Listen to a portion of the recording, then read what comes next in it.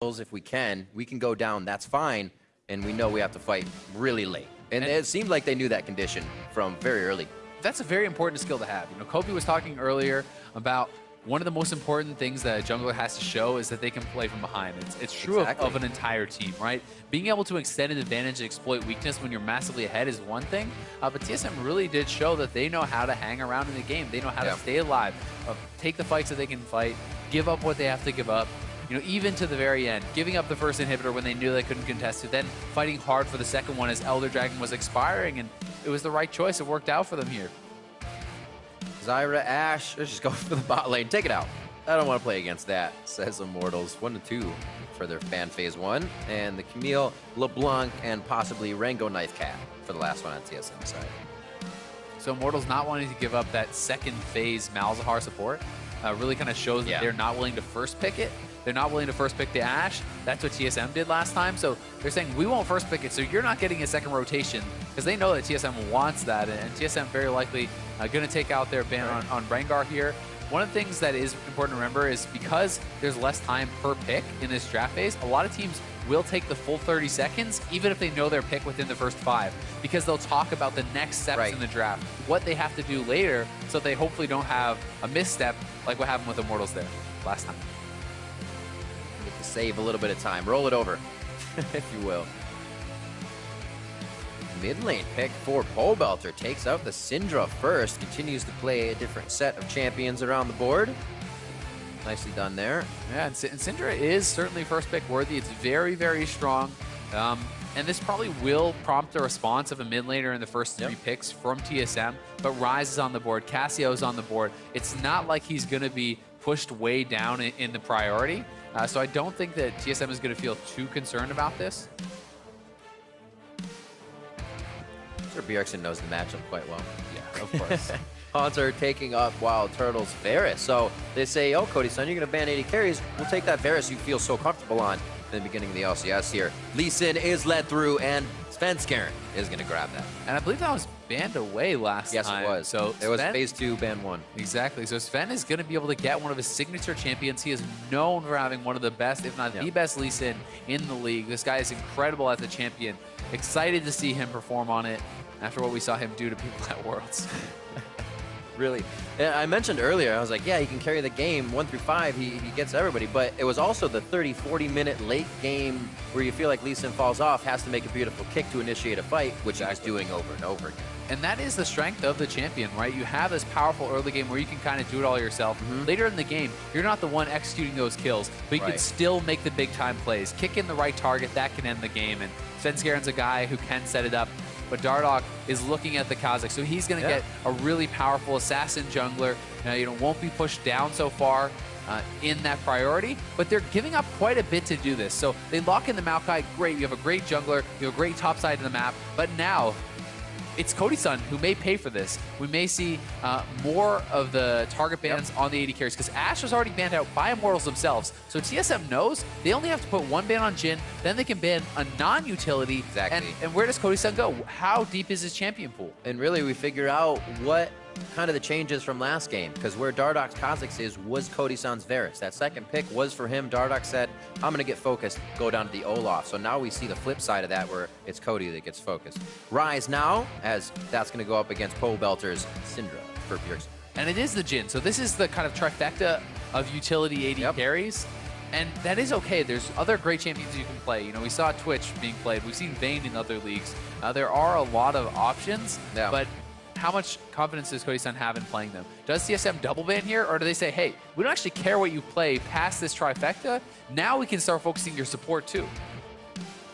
This is an interesting question for TSM. I'm very excited to see what they're going to go for. I would expect another 80 carry ban to pile on.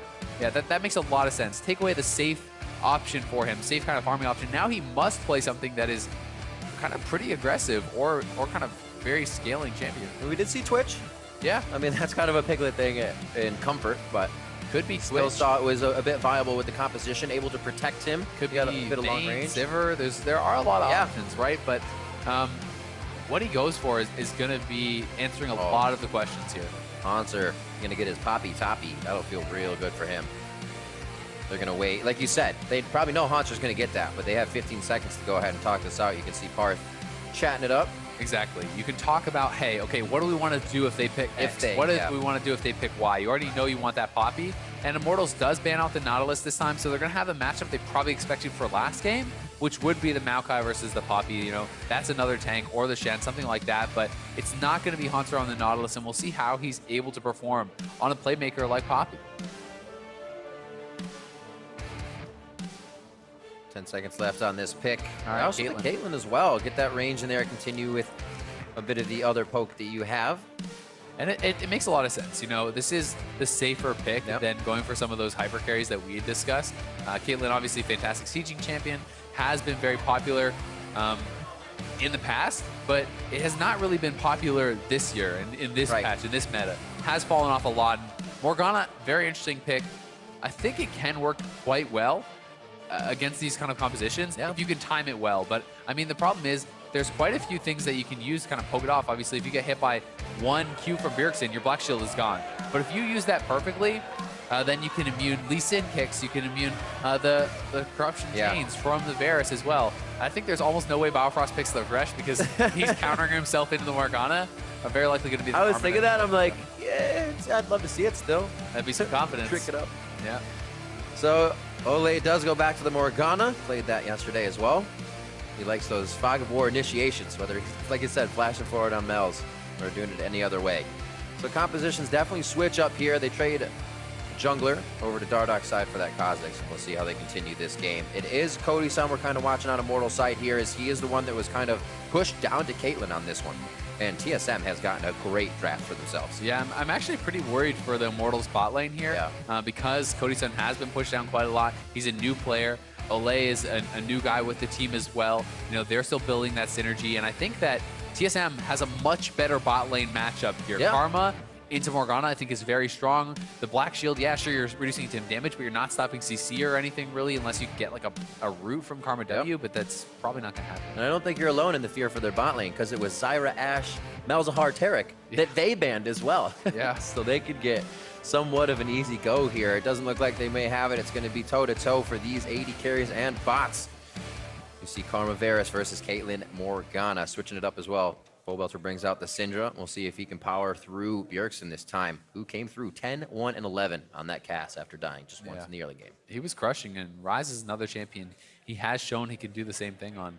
And to your point, it's very interesting when teams do kind of ban out bot lane for their opponents, and then their opponents turn around and kind of throw that right back at them, right? So they were banning out their opponents to try to get a good setup in the first draft phase. But because they did that, Wild Turtle still got the Varus, Biofrost still got the Karma, I feel like they weren't very effective, and they're the ones who kind of ended up having those bans used against them. And this will be Turtle's spring split start on that Varus. It was Kalista Ashe for him previously versus Cloud9. Yeah, he's looked pretty good on the Ashe. The Kalista game really did not kind of pan out, even though he had some kills. His damage was very, very low, and he was trying something with of a pretty new build. You know, he went Essence Reaver, he went Death Dance, things that are not commonly associated with the Kalista. And while I could understand the thought process behind it, it made a lot of sense. It didn't work out for that game. 30 seconds until it's like a big line of scrimmage here, not even some just deep wards or vision to see if they are holding their spot on the other side of the map for either team. We'll see how Haunter can actually take control of this lane as well. If he gets a little pressure for Svenskeren, it could be quite nice for him to add a little bit more pressure early on the map. Certainly could, and it's a lane that can definitely go both ways.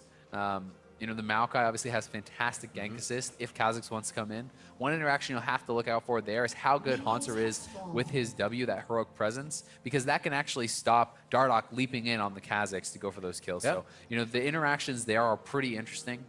Another thing I also do really personally like about Morgana is how easy it is to trigger all your Spell Thieves procs with the pool. You can get really early Frostfang upgrade, and you can pretty much permanently have that thing on cooldown. You get so much gold out of Morgana from that. It's easier than pretty much any other champion to always have it procced, and actually can make a big difference. Especially it's like his true love. He finds it on Morgana, Malzahar. There you go, man. Sorry to interrupt you, though. No, go right ahead, Riv. Always happy my to hear turn you now. talk. It's my turn now. Could be your turn whenever you want, Riv. A little damage onto Ole to start off this bottom lane. Still taking some inner flames as well, but he does grab brush control. That's what makes it a bit more scary here. Okay, he walks out, but whatever. And get those dark bindings. Pool. So pool does allow you to push. It is going to give you that shove advantage, which is kind of what they're hoping for.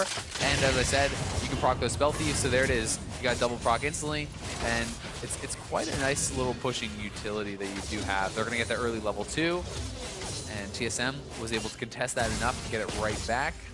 Oh, catches Turtle with fine hit. Hail of arrows back. Biofrost steps up as well. AD carries trade. His supports go at it. Nicely done. Wild Turtle says, all right, getting a little crazy. We may do that again. Let's get some vision on the bot lane. Dardoch's going to take Scuttle on that side, but not before getting some vision. And they were kind of, Pobelter's taking way too much damage here. It looks like Dardoch as well saw this happening. He's going to force the flash. I'm sorry, Ghost. That's not flash at all. Out of Bjergsen as he heads towards the top side of the river. Safety Svenskeren there. And then Dardoch heads back to the Scuttle. And Pobelter, he's the one who has to blow his flash, not respecting the level 3 there from Bjergsen. So it is a summoner trade, but still very much in the advantage of Bjergsen, because that Ghost is a much shorter cooldown. One combo also they have to watch out for in the bot lane is TSM side is Dark Binding into Trap. And they showed that off. That was that great trade onto Turtle. If you land that Dark Binding, you can easily layer up that trap. But Flame could be in trouble here. Svenskeren pathing the top side, and he is shoved up. It actually looked good. I was like, Flame's doing really well. Maybe Svenskeren is just kind of allowing that damage to come in. Baits him. Those twisted advanced Qs can really chunk your health away. Yeah. Only about 2 or 3 to Haunter. And they're almost able to play off of that bait, but good warding in from Flame keeps himself quite safe here in the early game. Exactly, and good presence of mind. The wave was already pushing back towards him, so even if you miss 1 or 2 CS, it will not freeze on you. You don't need to be all the way up there. You can be patient. He plays it smart, has it timed out, and thus avoids the gank. Spending quite a bit of time down here for Dardoch. Lose too much. Haunter going in to get some deep wards on the top side. I think Dardoch is kind of trying to hang around mid lane because he knows Pobelter is flashless, and he's kind of saying, okay, if I were you, Svenskeren, what would I do? Well, I'd probably gank the flashless mid laner, try to snowball Bjergsen, right? It's going to be a great option pretty much every single game, so he wants to be there for the counter gank and make sure that nothing like that can happen. There's the combo, there's the trap, layered nicely. Look at that damage, and that is great stuff from Olay and Cody-san. Yep, they're feeling real nice in that lane. Hopefully they can keep it up. This only brings pressure down from Svenskeren, so knowing they can get themselves in trouble, they back up just a little bit. Look at this, he's hitting every single binding. That Morgana has been his pick. It seems like Olay continues to bring that out. I'm really impressed because I really do feel like Karma should have the advantage, but TSM is just doing a poor job avoiding the bindings, and credit obviously to Olay as well. I mean, he is hitting these non-stop. If you don't hit those bindings on Morgana, your threat just goes so far down. Another one. So, well, and thinking of that too, you know you have those second nature thoughts on a champion you've played from 1 to 30. You're already thinking, hey, maybe he's still under the turret. It looks like Cody-san's good. I'm going to go see if I can hit. That's always in his mind, it seems, with these champions. And if it's with more, we have a lot to see from Ole. You definitely do. And one of the big things there is now the back timing is really messed up. They're offset. So Biofrost base, Turtle had to stay around. If he does not push this out, his opponents will come back with the BF Sword. They're going to be there to collect this, and he's going to be the one that loses CS on your turret. Because his opponents will get back so much faster, they'll shove it in, and now it's a 3-man roam from TSM looking for Pobelter. See if I can get anything done. Doesn't look like a Pobelter playing very safe, knows he is at risk. Biofrost scrying out the wards, placing more deep as well, and much more controlled game here from TSM in the early game. Yeah. I like that move from Biofrost. There's no point in going straight back to bot lane because the backs were kind of messed up there, so he's not wasting his time. He hits the Scryer's Bloom, knows he's safe to ward, gets some deep wards, which will protect them later, and then synchronizes his timing back with Turtle in the bot lane. So this is really well thought out, really well timed out, and you know, it's the basics, but it's really strong basics from Biofrost. Also a ping on that ward, I believe Cody-san just placed in that bot forward brush. Possibly for Flame on an engage. So we may see a teleport coming down to the bot lane at some point soon. Certainly could. Both these champions are big impact TP flankers. especially in the early game. But Dardoch has been spotted out, and we'll see what does Sven want to do with this. He knows Dardoch is bot side. The answer is very likely going to be invade for the blue. So they can try to deny this away from Pobelter. And this advantage is gained from Biofrost. The work that he did. Svenskeren is now sealing away the blue. So that just goes to show how much value can be placed on that. And it's something that's a small move, but look at that. Now his mid laner's denied the blue. Belter not having the greatest start on this one. Still in an all right position here. Questioning out mid, says, I wonder where this went. We're probably going to realize they're not going to have too many resources to grab on that left side of the map. Yep, and now they want to try to take up this blue for Pobelter. It's already going to be gone. Still, Pobelter has leaned well. He is up in CS. You know, he has lost chapter, so he is going to be able to have enough mana to kind of go through this. If he'd gone for a different option, more aggressive option, or even MR, he may have been in more trouble there with just the lower amount of mana. Oh, Flame just W'd forward, and Svenskeren is up here, but looks like they don't Gets really a push back, grabs a little bit of distance in the lane. He's staying just in the fog, so Flame feels the fight a little bit more. Says, yeah, let's keep it going. It is going to be Dardoch coming up. Dodges back into it. You don't see that too many times on a Sonic Wave. He had no panic there from Flame at all. He knows he has Haunter low on mana, so he feels confident to just sidestep that, knowing even if Svenskeren gets in, he thinks he can get out. So not even a summoner blown. Really nice play there from Flame. And this is something he struggled with yesterday, actually, in their previous game. He was getting caught out and killed early game quite often. So good little adaptations, and now they're going to look for the dive. Here they go. Lane that tanks first. He is pretty tanky. Twisted advance. He actually is just going to walk it out. Beautifully done. And this is what I was talking about. Haunter missed the heroic presence. Yeah. He mistimed it. Dardoch was flying in there. If you hit that, you can interrupt that stun. Not sure if it would have made the difference, but certainly should have tried. One more turret shot could have taken down Flame. Maybe makes that a 1-for-1 trade. Hard to say. To recap a word there as well as patience. Not being scared of the play. Flame throughout that whole thing. Very, very patient and just walking, get the kill. Haunter finds kind of the same result as the start of last game. Getting hit up under his turret. He was still able to come up big. We'll see how they do it once again. And here it is. And collected. I'm assuming he still does have it. Look at this. He's just late. Now he puts it up. That's just pretty late. And that would have been able to break up that combo. Was it because of the arcane smash? No, I mean, he was out of the CC. It had expired. So, you know, probably Flame wouldn't have died. Maybe you get a flash. Maybe you get something. But you should, it's always a play you should be going for, right? And that's kind of showing your mechanics, showing how quick you are with that. Because that, especially in later stages of the game, if that Kha'Zix is jumping onto Wild Turtle or something, you must hit that. Yeah. You cannot allow that guy to come through. No, that is true. Be hitting it now if you're going to be hitting it later. Yep. Tied up in the mid lane. Not as much pressure here for the mid laners after Pobelter was able to get his first escape. As we said, Dardoch was giving him a bit of safety and presence. Flame continues to keep this top lane pushed, so whether or not he calls or continues to call Svenskeren up for the respect, Flame's going to have a lot of room to work with come teleport time.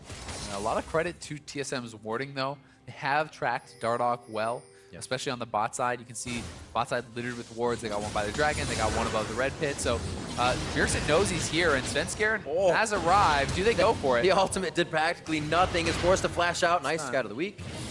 Oh, the Realm Warp. Oh, what a zoning Realm Warp as well. He's not going to take it. They find Pobelter with the mind games. Biofrost on the roam here. They're going to have to leave Dardoch out to dry. Or, I'm sorry, Biofrost out to dry. But he gets himself out safely with a flash.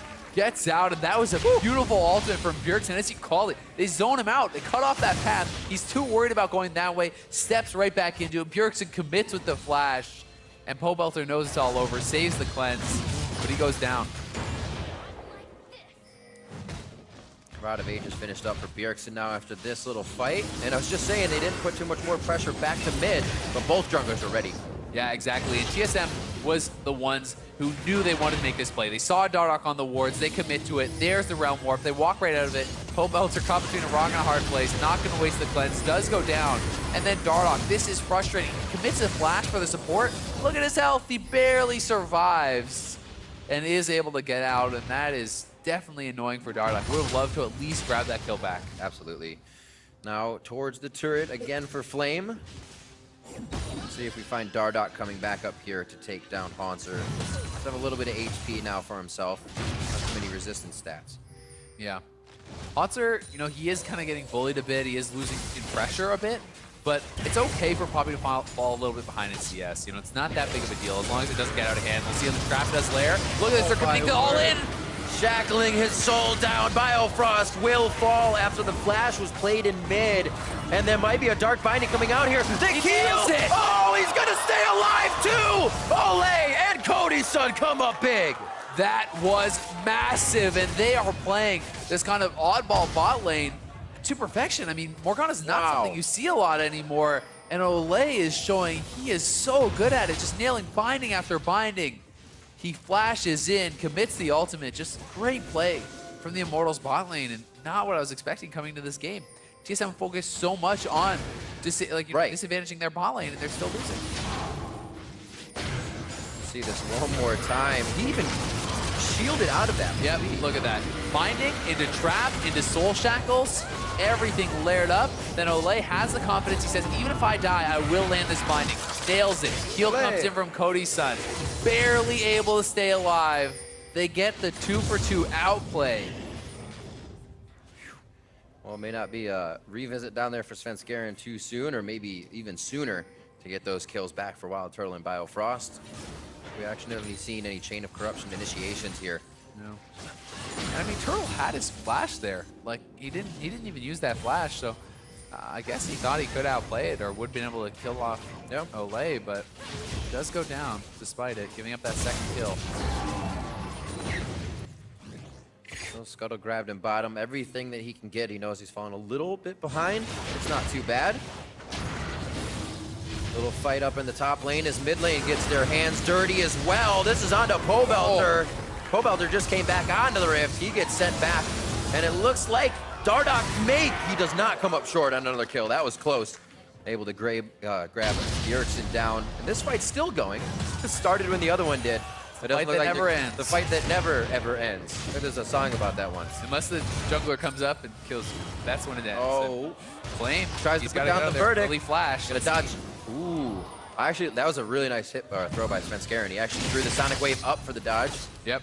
Was well placed, and you know, Flame, he didn't flash early. He waited to reactively do it. That's the optimal play. If you flash early and then he hits you, it feels bad.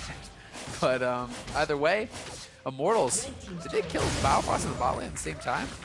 Biofrost died again, so they get the turret, and this Immortals bot lane is huge. We're gonna see it here once more. No flash onto Biofrost, lands the Soul Shackles into the trap. Perfect execution. These guys are on fire in the bot lane. It's like a different version of Tom Kench. Jinx. Just lock him up, trap him up, take him down. And when you get that far ahead, you can just go so aggressive. I mean, Olay is 2 levels up on Biofrost now. I guess I should say it the other way around. Jinx and Kench is a version of this. 5-2, 15 minutes in, and we'll see if Cody's son can keep carrying, helping to carry from this position. Dardoch as well, 2-0.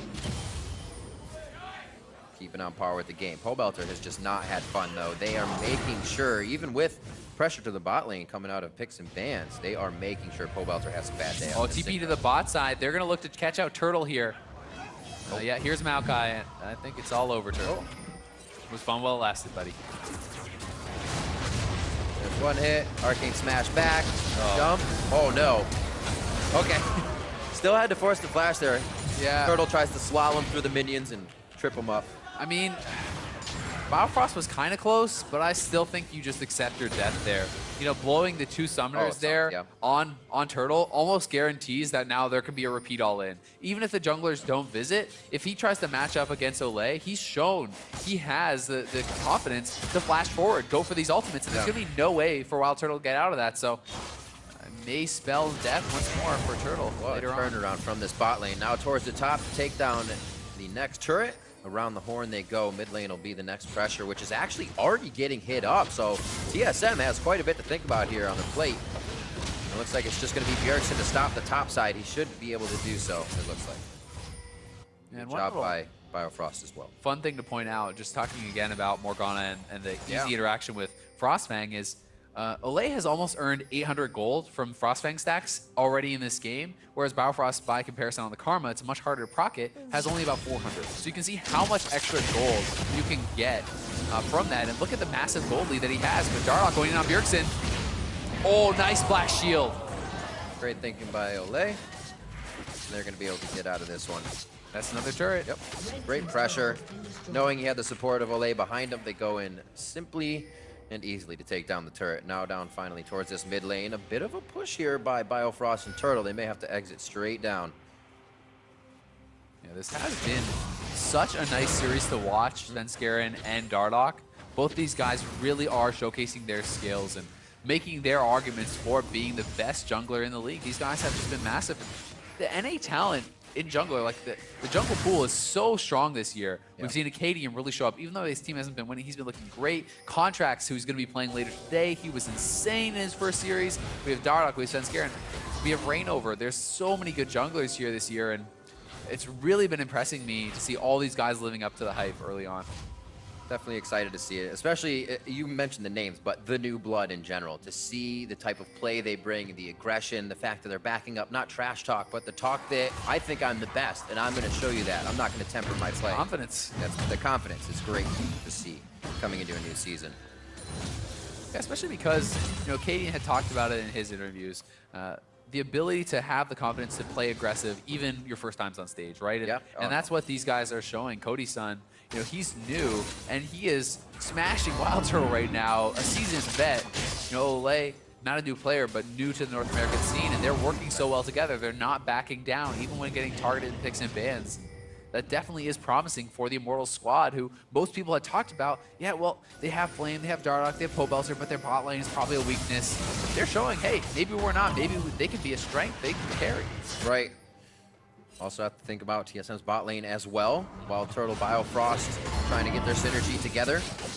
Has seemed to affect the team quite a bit in the past games. 6-2 here as we come up to the mid turret, and those are the guys that are in mid, Wild Turtle and Biofrost, but they are forced to do nothing as too much power from Immortals is brought down on that mid turret, and that means all three are down, really without theirs being hit. Yeah, they walk around the map, they clean up all that outer gold that they can grab, and Turtle still didn't have his flash from that bot lane play, so you cannot pose aggressively by that turret, or you could get flashed on. You can get taken out very easily, and because of all these turrets going down, they're using this Caitlyn so well. They're using her to siege, to move around the map, to pick up all this gold, and their gold lead is ballooning. They are really doing a great job with it. Does he go for it? Oh! Nice try. Oh, wow.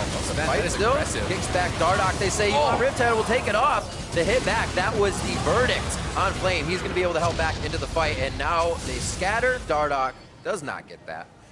One for one trade, but nice mechanical play there from Svenskeren. He actually baited out the Black Shield on Olay, then kick flashes Dardoch back in, knowing it was already down. So clever play. Does result in the 1 for 1, so it's not the end of the world really for Immortals, but showing off some of those Lisa mechanics. Welker says, thank you very much. Looks like that one, he was denied a few this game. We'll see it once more. Yeah, so here it is again. He knows his team is moving over, and he wants to go for a play here. There it is. Black Shield used kick flash onto Dardoch, who was revealed with that E, I do believe. So Dardoch goes down. Olay flashes out. Is the trade not too bad, but still, flashy play. Cody-san.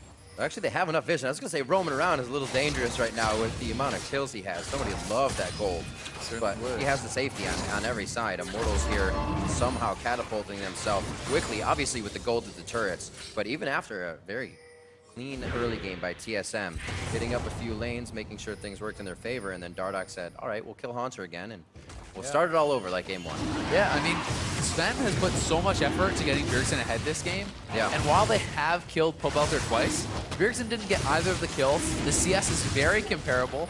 Admirable job by Pobelter keeping it close, especially with all the focus that he has gotten. So really, you know, they put a lot of eggs in the Bjergsen basket, and it's not paid off just yet. But as we know from last game, doesn't mean it won't pay off later.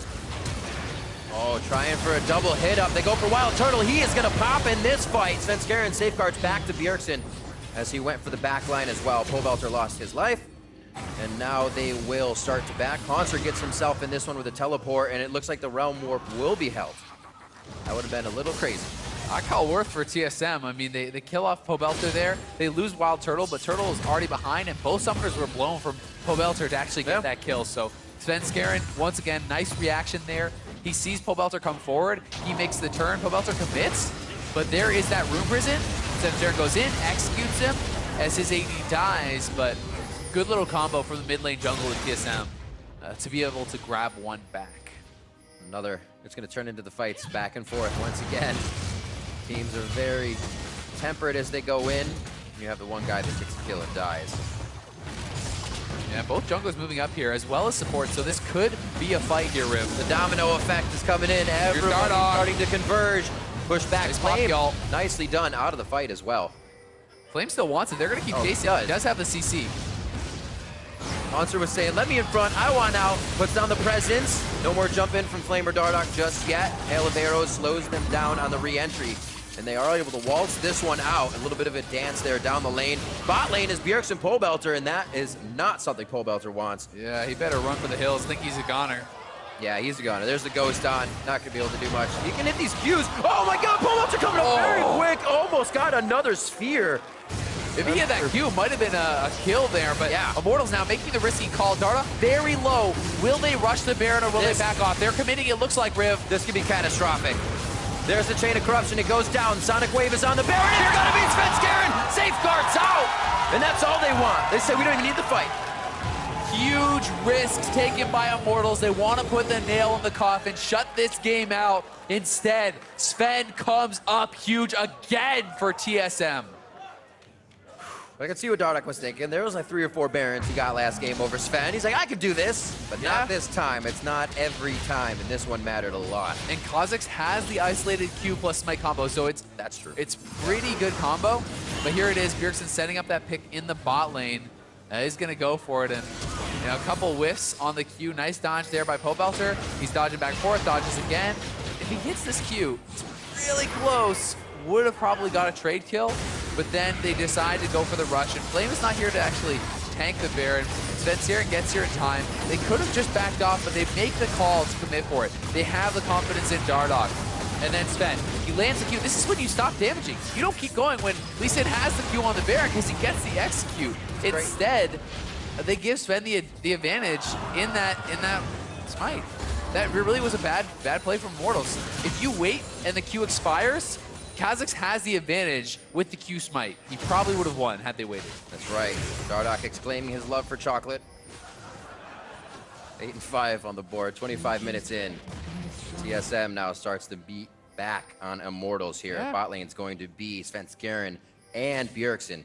I don't know if the wards are here to let them know that this is going to happen, but Pole Belter may not have a fun time. I mean, they get the turret gold, they get the Baron gold. This was a massive lead for Immortals, and now it's pretty much all gone. They are up a little bit, but the amount of gold lead now is pretty much irrelevant. It's not that big of a deal. Cody Sun's banking. 2.4, 2.2 over Wild Turtle right now. But then look at the mid lane, right? Exactly. It really starts to even out.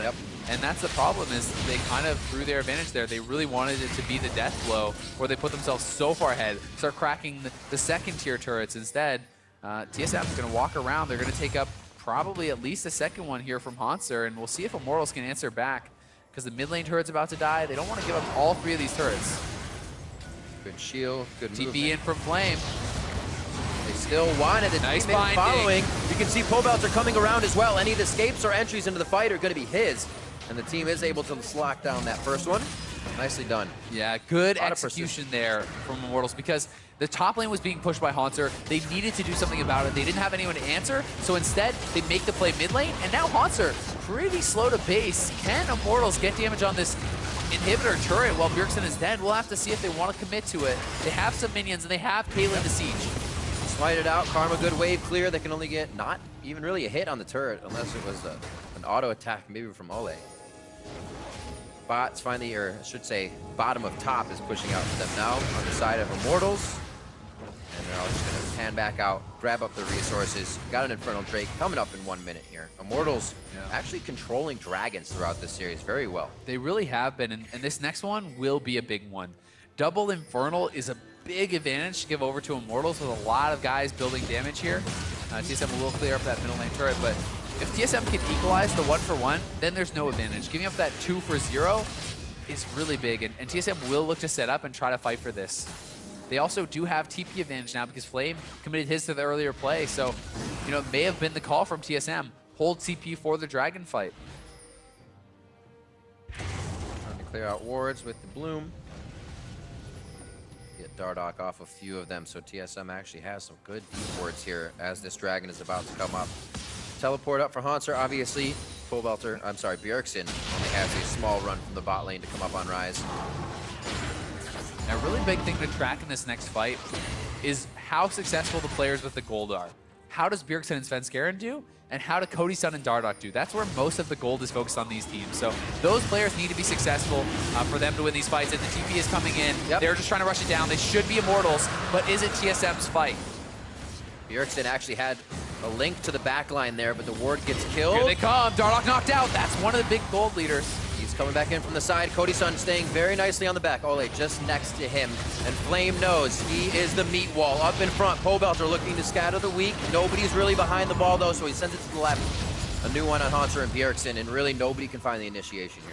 Yeah, that's very well handled by Immortals. They already got the big prize. They got the Infernal Dragon. Walk out clean, and I could see a little bit of frustration there from TSM as they definitely wanted to make that play and they weren't able to make it happen, even though they knew it was coming.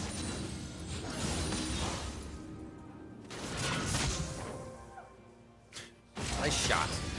That's all there is to it. Cody Sun starting to pick up a bit now. Yeah, the 3 items. Yep, 402. Those 3 items is really what you talk about as Caitlyn's kind of huge breaking point, where you have 80% crit, you have the IE to kind of benefit that as well, and you become a powerhouse at this point. So Cody Sun, if he is free firing, he's going to be massive, but he will need to pick up more items to start dealing with the tanks, you know, get that armor pen. Either way, though, the amount of team fight damage he should put out compared to Turtle is going to be a big gap. Cody Sun should be much more powerful in the team fights, assuming he can stay alive. TSM now kind of being forced to use a few scrying orbs just to see their own jungle. Really not getting any advantages out of it. Yeah, it is an interesting trend we've seen. It's something that I've been tracking a little bit, is kind of the move over to more and more of these blue trinkets. More and more teams are picking up 2 and 3 instead of just staying on the kind of classic 1, because they want to always be able to have one up on demand to check these objectives, to check the bushes, to make sure they're not getting caught out at the wrong time, because it can be so punishing. But what you're sacrificing, obviously, is the persistent vision that those yellow wards can give you. Side lane swaps, trade out. What kind of fight? Now again, as we come to it, 30 minutes in, are we looking for, say, IMT side? Who can they look for? You're going to have Poppy, Svenskeren both going to the back line. How do you prevent this? Well, I think a lot of it is going to be to do, you know, with Flame, with Ole, you know, being able to CC those guys, keep them back, and TP coming in from Flame. They're looking for the flank on the Turtle. Oh, hell of arrows. Slows him down right away. Flame needs to back off. He's just by himself now. He doesn't know the team is getting hit. 4v1 for Flame. Dardoch starting to fire on the right side of the screen. Flame about to get snuffed out here. A little bit of damage tried to be put on the Baron there by Pobelter if Flame was able to get over and hit up TSM, but none of that happens. That was just awful from Flame. I mean, yeah, I understand what he's trying to do, but when he flashed and he didn't get him, he needed to walk back to his team. No one was chasing. That really talks to a lack of communication there, because Haunter was already caught. He just walks back to his team. They kill off Haunter for free. Then you have your Maokai. He can be taking Baron. You can be threatening those kind of things and looking for a 5v4 fight. Instead, it's an even trade, and your top laner blew both the summoners. It seems like the collapse is going to definitely work, as you said, over towards Dardoch, but I'm sorry, the other side. 10-6 now, 31 minutes in. It's only a 2,000 gold lead for Immortals, so really you can say no lead almost. They try to push down once again towards TSM's side, but it's actually being stopped much sooner here. Yeah, the gold lead, understanding that playbook. not a big deal at all. Where they do have their lead, once again, Dragons, right? And double Infernal. Those are a lot more combat power than the Cloud Drakes that they had last time around. And it's also going to mean, as we get to these later stages, when the Elder Dragon spawns, you can multiply the attack damage and the AP bonus from the Infernal Dragons, and you can get that massive true damage burn. So it can be something they can look for once more. But it's a very even game, all things considered, and it's a lot closer at this time than the last one was, where Immortals, you know, had been kind of cracking the base and stuff. Trying to figure out the ins, the outs. Like, where's the, you know, Svenskeren, there's still the option for the plays. We were talking about at Worlds as late game came up. Where's the kick? But then we've seen that kick shielded. already a few times, but yeah, speed of Ole. So you're seeing why things are tempered. There's almost no engage to be had unless you find Flame on the other side of the map. So what happens to the rest of the crew? So Immortals is going to move straight to Baron. They have to commit to this, but Svenskeren could look to steal again. He's still there. TP now coming in from Haunter. Flame is dead. on the Baron. Back off. Haunter's going to be in. Yeah, Flame's down on this one. Baron's just going to be left out. They want the full fight. A great They set kept of it low. traps. TSM could go right back in. Bjergsen's running up, and TSM could look to now just force this Baron, but if you let it reset. Haunter does not want cupcakes. Good line of traps, really negating TSM to get in there and take out any members. Still Bjergsen pushing in the mid lane. TSM can move right back to that Baron. Haunter clearing out all the traps, and this is very risky now for Immortals. Right, I was gonna say that was gonna give Bjergsen backline entry if Cody-san was coming up so slow, but they joined the team. Dardoch is just on the outside. He wants revenge on this smite. He gets pushed back. Spell immune for Dardoch. He goes in. The smite is not had by him. It's Svenskeren's once again, and they're looking at Cody-san up against the wall. The rest of the team will follow through. The sonic waves hit. The verdict is he flashes over the wall, and a few more hits is what it takes to get him to go down. Ole is going to make it out alive, but again, TSM come up with the Baron in a much better position on the map. Exactly, and again, it's Flame getting caught, giving up his life. Pobelter may get chased down here too now. Is pretty low. We'll get away for now, but now the gold swings back to TSM, and they are really just playing better in the later stages of this game. They kill off Flame in the bot lane, they TP up Poppy to the top lane, they keep it low, and then they turn for the fight. Pobelter's so low, he really can't participate. Dardoch goes for the smite, but it's Svenskeren who wins once again. Dardoch's down, it's full retreat for Cody-san. Needed to probably flash out of there early, and instead, that's the Fed member getting caught out, getting taken down. Immortals gives up multiple kills, gives up the Baron, gives up the Dragon. What else are they going to lose?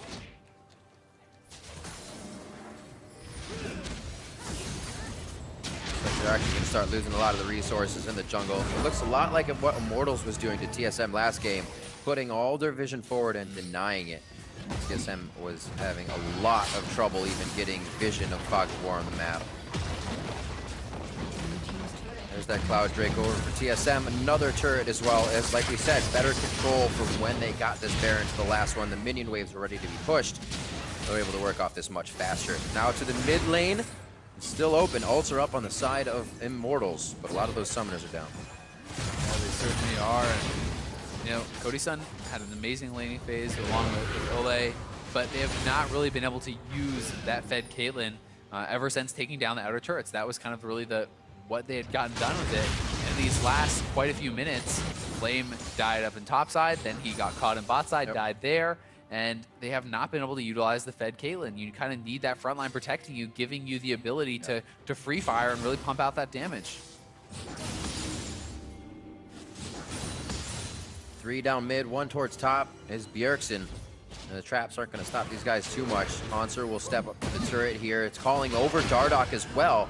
Not much out of position, I would say, but definitely costing them top turret. They're going to focus on this mid one. Yeah, it's so hard to answer this Baron push as the minions are so tough to take down. And they're looking for an execute on Svenskeren. Which is exactly what you need, somebody to think they're safe when they are really in the danger zone. Dardoch figured that out. He gets himself a kill onto Svenskeren. I'm sorry, that was Cody-san's follow-up. A really big thing here, though, for TSM is, yeah, you lost your jungler, but there's no objectives. There's nothing for Immortals to really take. There's no Baron up. There's no Elder up. So really, all it's going to give them is maybe a little bit of vision, push out the minion waves, delay the Baron a bit, but still, it's not that bad for TSM. It's a really big pick for Immortals to at least stem the bleeding, but unfortunately, they can't get more from it. Bjergsen very close to getting that 100 CS over on Pobelter, 383 to 303. And we can see he can almost help drop Flame in an instant with Haunter. So they're looking pretty good on being able to drop the tank. Flame was a really big reason actually TSM couldn't do anything but hide in their base last game. This time he's been measured a little bit more. Yeah, certainly has not been having the best game, but you know, a lot of it really has just kind of come down to the junglers. It has been a junglers series as Svenskeren and Dardoch have been going blow for blow in the early game, both seeming to make all their ganks work, and it coming down to these smite fights in the later stages. And really the difference in this game has been Svenskeren nailing the smite on both Barons. That's really the separation between the teams. Coming down to the bans as well, it was Immortals saying the AD carry is what we want to ban out. We're afraid of Wild Turtle, Biofrost, and what they can produce with an Ashe Zyra. But we'll give Svenskeren the Lee Sin. That seems all right. So maybe there was a bit of, not miscommunication there, but the want to be able to say, hey, give him Lee, and then whatever else TSM got just made such an A-team. Really is having an impact on this game, as you said. And that is why I think that the new pick and ban system is so exciting, because it's so multifaceted. It's not just one solved way to do the pick and bans. Yeah. You ban based on champion pool, based on player, based on playstyle. There's so many things from game to game that can change it up, and that's why I think we're seeing more picks, and hopefully we'll continue to see more picks, and hopefully it doesn't get solved, and then, you know, that kind of thing. But it's been very exciting. Pobelter down here in the bot lane. He's looking to bait in Bjergsen with Dardoch behind him, but Svenskeren is there too. It's almost at this point, you don't think about it when you're the player baiting. You're like, I'm going to bait this guy. You should probably think to yourself, he's baiting me. That's usually the way you go down and then say, oh yeah. The baiter becomes the baitee. Thinking the same thing. So the Dragons still helping out Immortals a little bit here as they defend their base. It's causing TSM to think twice here and there. And we still got a minute 40 on both our objectives as the resources are cleaned up in the jungle. Flame always likes long walks in the top lane. He pushes back Hanser. They're just taking a breathing moment right now. Yeah, Maybe the Maokai really has not been more effective than the Poppy this time around. So you can see both teams are looking to kind of get picks on the side lanes, right? Bjergsen now moving up to the top side. So if Flame stays too far up there, they can look to engage with the Realm Warp. They can look for those sorts of picks. And Dardoch has just been kind of shadowing his side laners. As Flame moves up, he moves over there. As Pobelter moves up, he moves over there. He wants to be in position to really help out wherever it's needed and to look for one of those kills that could have, hopefully for them, you know, kind of spur them into some action and get something done. Say all they looked like he was, I'm sorry, Cody's son looked like he was going bot lane. Like, wait, okay, Flame's already there. Let's stay mid. Great trap lines coming in from Cody's son, really stopping any quick initiations. Maybe Svenskeren trying to get him the Sonic Wave and make the plays we've been talking about that kind of wowed those at Worlds. But right now, Immortals in the position TSM was in game one. Backs against the wall. Looking to really make an impact here. One big fight, I think, is what it's going to come down to again to really open this one up. It certainly could. And one thing to track is Bjergsen is at his strongest point now. He has completed all his items. He's a full item up on Pobelter, but the longer the game goes, the more time it is for Pobelter to kind of close that gap, right? There's no more room for Bjergsen to grow. And you know, he will be tailing off in power compared to Pobelter from this point forward. So the question becomes, when do they make their move? When do they try to go for the fight? Are they patient enough to just kind of wait it out? And Hanser now maybe caught here, but TSM has position on the Baron. What's the trade going to be? Baron gets hit. It's This actually is not worth turret it as if they get well. the Baron. They're pulling Cinder down. They're not going to be able to do They're much. going to go for Elder. Because they're going to have to guard that top inhibitor. So yeah, they get Baron. Elder goes over. Immortals. Very nicely done. A trade. We'll see how it works. Immortals does have those 3 Drakes, so it's going to be very nice for them. So the big thing here now, this is a conscious choice. Immortals knows they're giving up Baron, but they traded for the kill on the Elder. Now Immortals needs to capitalize on this. They have this shorter buff, this extreme power that they are getting from this buff, where it's amplifying their AD/AP even more. They're getting the true damage burn. They need to fight right now with this up, and that's exactly what they're trying to do. Hanser is down. They have this window of power, 2.5 minutes. They want to capitalize. TSM needs to hold on and utilize their Baron after it has expired. And that's what makes it so intense, because TSM knows that as well. They realize they may be engaged on. Immortals is going to try to do everything they can right now. Even with that knowledge, you're forced to give it up. You're forced to say it's still too dangerous. Yep, it's the right call. You don't want to fight that into this buff with Hanser dead. So now Immortals, what else can they get done? If that's all they lose and TSM can move up, maybe get something back with the Baron buff, could be okay. But Immortals is looking to set up maybe a trap or go somewhere else, because right now they're kind of skulking around in the jungle. Dardoch has been spotted out on this ward, and they now know. Oopsies. They make it out. It actually looked like for a second Bjergsen and the team were setting up for like a Realm Warp out of the base to hit that Raptor Brush or something. I was waiting for it. Would have been exciting. Yeah, it would have been real exciting. All of Immortals stayed. Flame again. leashing up that top lane, get it reset, get it pushed up to that turret. But he's got the opposition of Haunter on the other side. Those teleports are up, so we don't really have to worry about those two guys getting to the fight. We'll watch Ole walk around, support his teammates. Great shield, great bindings from him this game. He's really just been in the right spot at the right time for whoever needs assistance. Yeah, not much to nitpick from Ole's play this game. He has just been great. Now, you know, Immortals, I don't really expect TSM to give them a fight with the tail end of this Elder. The Baron will outlast it, and that is where TSM will try to get their advantages back. Try to siege up, maybe be able to get something done here. But Immortals, it's a pretty smart move, and it's a bold shot call, so I am impressed by that. Kind of the consideration of if they do get in a bad fight, what can they give up for the next? I'm sure that's what they're thinking in this fight, since it's always been a 1-for-1 or 1 for something between these teams. Across the map, a lot of pressure. I'll say a lot, a few people walking up towards that top side of the map right now. They're gonna go ahead and set up some bushwhacks once again. Map is clear. Oh, they want this TP coming from behind. Remember, there's no turret. Who's Flame got? He goes actually for Haunter, so Haunter can't get to the back line. Bjergsen hitting up Flame. We know the damage is enough to take him down. The team can't follow him in through the choke point. And he's gonna go down after GA2. Yeah, Cody-san and Pobelter got ejected from the fight by Haunter. That was just so well done by Haunter. Wins that fight, and Flame too far up by himself again as his backline gets ejected, and Immortals has no damage left. And just such a nice play there by Haunter. I'm not sure if it was even caught on the screen. And that was really what won the fight. So. Flame tried to go for him too, instantly. They gotta stop Haunter from being a menace. It's too late. The push down here from TSM. We're gonna keep it on the mid turret to see if they can keep going. Karma Shield mantra'd up for the rest of the team as they get a little bit of safety here for a few hits on the turret. Now onto the inhibitor turrets. 26 seconds still for Flame. The bot lane building up for them. Top is pushing out for Immortals. And Scared is taking turret damage. And it looks like TSM actually won't be able to finalize this one just yet. They back off to keep themselves safe. Yeah, they will have to back off. Still, the inhibitor advantage goes the way of Immortals. Elder will be on the table, and you know, it's still quite a ways off. And here's that fight once more. And there's the Poppycopter knocking out the backline. Ole with the black shield on himself. Ooh, I don't know about that one. And Dardoch cannot get caught here. He needs to get out. Oh, hit the ult. Can he hit it again? No street bomb. Bjergsen, he almost took him out there, but Bjergsen pops the Zonias, and Dardoch going for the solo play, trying to carry the game. Ends up giving up his life there, and a really long death timer, and that is big. Very risky play. He was up by himself. Also using that bit of gold. He had about 700 going back there. Elixir of Wrath for him. He wants that extra damage. Bjergsen might have fallen. So now we're actually putting a little bit of money into elixirs here, knowing that items aren't going to be flowing into his pocket at this point in the game. He does need a little something extra. Yeah.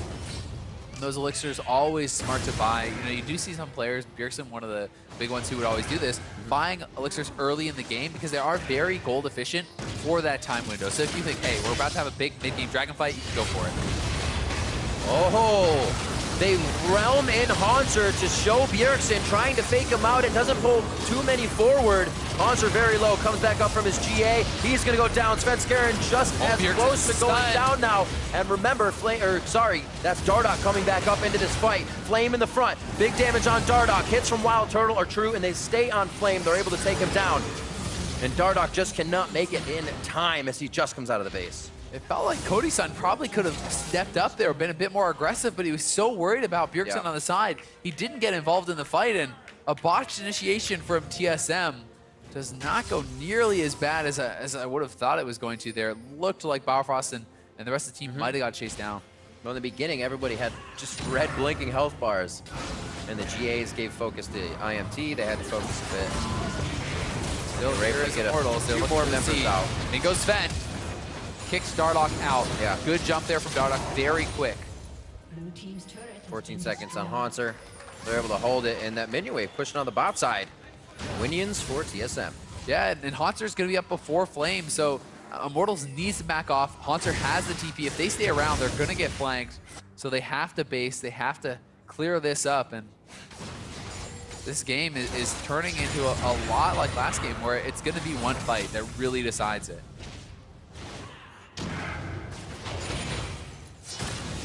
Pobelter sitting on a bunch of gold, 2,000 right now, trying to finish the final item. Fortunate when you're sitting on that much money and everything else is full in the inventory. And there it goes. He buys up that Zonia, so he will have that final item now, and he has finally caught up to where Bjergsen is in that item progression. And this is going to be a very frightening Syndra. Even though he's 0-4 and 4, he's 6 items. It doesn't matter. If he catches the right person with his combo, they will die. So far, within the few games we've seen, Immortals has somewhat of a clean kind of 5 to 15 that mid game. Early game this time was TSM for the first few levels. And then they've just been trading back and forth. These two teams, 20 minutes plus, just continue to take punch for punch and still stand straight up and take another one. Here now, Immortals turn down mid lane. As we just saw, they lost that inhibitor turret. Bjergsen is on that right now, so they may have to pay respects to it, but they're down mid for their inhibitor. And Flame, very confident in the front line, but he has been a bit too confident at times in this game, getting ahead of himself, and we'll see if he can hold up in the front line now. Looks like TSM wants to go on Flame. Vengeful Maelstrom is down. Black Shield as well. He has actually taken a whole heap of damage absorbed into himself, and now they're going to go ahead and get the inhibitor. Bjergsen, as we said, has come back for the fight. And they walk out with that one. One and done. It was a nice ejection there from Haunter on Pobelter. Made Immortals back up, regroup again for a bit, but they were able to stay alive and finish off that inhibitor. Oh, and now Haunter may be caught. The shield as well. Alerts Karma is close. TSM moving up wards in the mid lane anyways. IMT knows they have to reposition here so they don't get routed forward their inhibitor. And it doesn't look like TSM is going to race them on this. Now, we have to track Flame here because Flame was trying to base. He did get stopped right now as TSM moves towards that Baron, but you know, he can look for these TP flanks and he can look for the TPs because TSM has the minion advantage right now. They're starting up the Baron right away. Will they commit? If they can this get is a risky position. Get it safe. Nice binding on a Biofrost. Bot lane pushing in huge. If this fight's won by TSM, that's going to seal the deal. And Immortals feels the pressure. Flame goes very low very quick with low mana, and he cannot participate in this fight safely. Yeah, Flame needs to get back and clean up those minion waves, but TSM is trying to keep him here by constantly starting up the Baron, so they're trying to delay it as much as they can. There's no inhibitor turret to cover that top lane inhibitor, and TSM, they're just trying to rush straight forward. They're going to try to take the top lane inhibitor. They're saying, look at the waves we have to work with. Don't waste that time. Oh, wait. Back to Baron. Oh, wait. Oh, wait.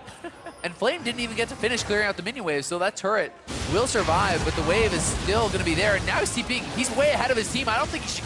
This is risky. The indecisive call. He gets kicked out. Can't get himself back in. It's still stolen, but it took them a long time. IMT knew TSM had gone back and forth. The whole run gave him time to set up. Isn't enough time to win a fight. Flame goes down. A huge hit by Pobelter. And all of the TSM members are scattered for a second. Bjergsen goes down. They're going to be able to drop Pobe now. And they go towards, I'm sorry, not Pobe. They go towards the back of the fight anyways. Turtle's the next one. And he goes down. Pobe's still chasing. His health is low, but it's not going to be enough to take him down. It's just Dardoch that fell. That's going to be it, Riv, as Immortals are going to walk down mid and tie up the series 1-1. Absolutely ridiculous. I don't know if we have to scream this one through, but Immortals, again, having a game that was pretty solid in the early game. Both teams kind of deciding what to do in the mid game. Trading kill for kill, objective for objective, Barons for Elders. And then coming out to another result now, it's going to be in favor of Immortals. They're on the Nexus, another 50-minute matchup, and we're going to game 3 in the series as Immortals takes game 2. Immortals battling back, and what a series it has been. So back and forth between these two teams, and TSM was giving Immortals the runaround, but they got caught coming out of the Baron pit. Pobelter massive in the last fight, nails a scatter weak on 3 or 4 guys there, and that really sealed the deal in that fight. I actually thought he got hit up after that. Bad old eyes.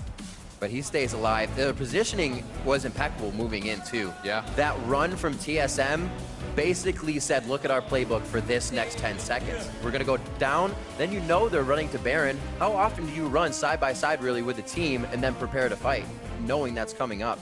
So much time to set up, so much time to see the way they needed to get in as well. Flame, he does not have a stop.